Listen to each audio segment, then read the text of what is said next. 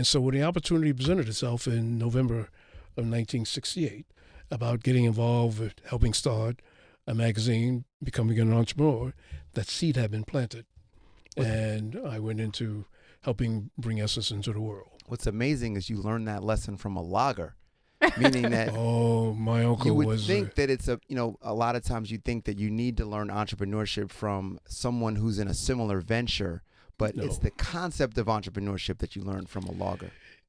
My cousins, we valued our uncle. We watched our hardy work.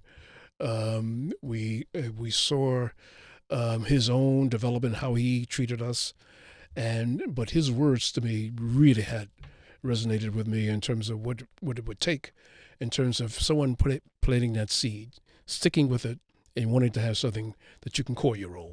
And I think that's something we talk to our listeners about on a regular basis your children are watching you. We're actually doing a show in the next couple of weeks about talking to your children about money. But when your children see what you do, when they see how you generate wealth or just money to support your family, it sticks with them.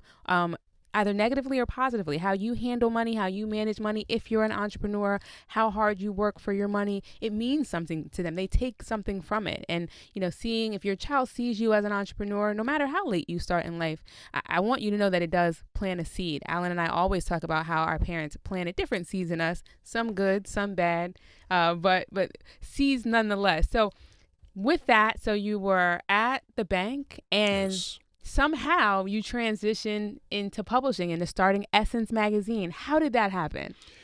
There's a man that I affectionately call the Godfather of Essence. His name is Russell Goings. And he was an investment banker with Shearson Hamill. And he had his own investment house, investment First firm, Harlem Securities. First Harlem Securities. Yeah. And Russ had tried to recruit me to be an investment banker at Shearson.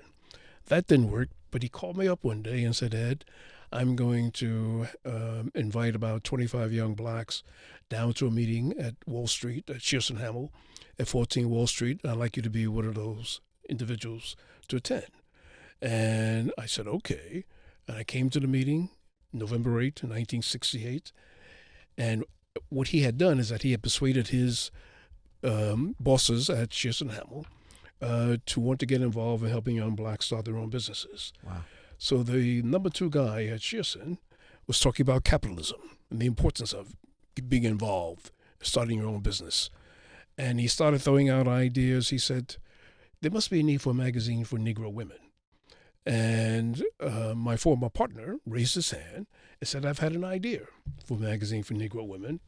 And Russ Goings, the man who brought us together, said, there's Ed Lewis over there. He knows something about money.